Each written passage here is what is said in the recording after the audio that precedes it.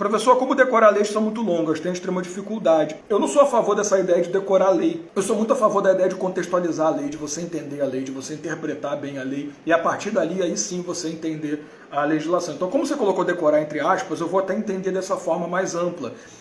Entenda a lei, descobre o contexto. Sabe, uma coisa que eu sempre acho que falta, tanto no aluno quanto no professor, é entender o que está acontecendo. Isso é uma coisa que a gente mete a cara para estudar a lei e a gente não tem lógica do onde é que aquela lei entra na nossa história. Sabe, por exemplo, uma coisa que me fascina, eu gosto desse exemplo que para mim marcou.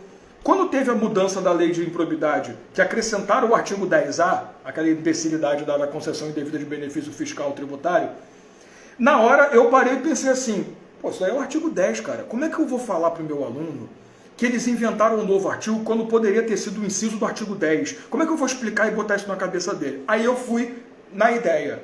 Qual foi o contexto em que foi criado aquele artigo? Qual foi a intenção? A base, lei de responsabilidade fiscal, beleza. A ideia de corrupção, isenções indevidas sendo concedidas, beleza. Comecei a perceber o que eles queriam. Percebi a safadeza legislativa.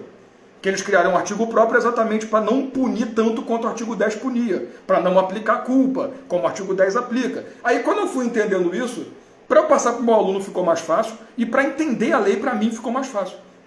Então eu descobri esse mundo, né, depois de um tempo. Cara, quando você percebe a lógica por trás daquela bagunça, a coisa fica muito bonitinha, né? Então aquela história que todo caos tem uma lógica por trás dele. Então quando você entende a lógica do caos, o caos deixa de ser um caos. É o caso de estudar lei grande.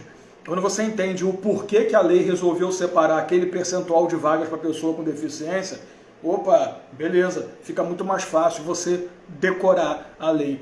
Sempre parta da ideia de que você tem que entender o contexto da lei, entender a regra que a lei estabelece, para depois você partir para leitura e entendimento da própria lei mesmo, tá?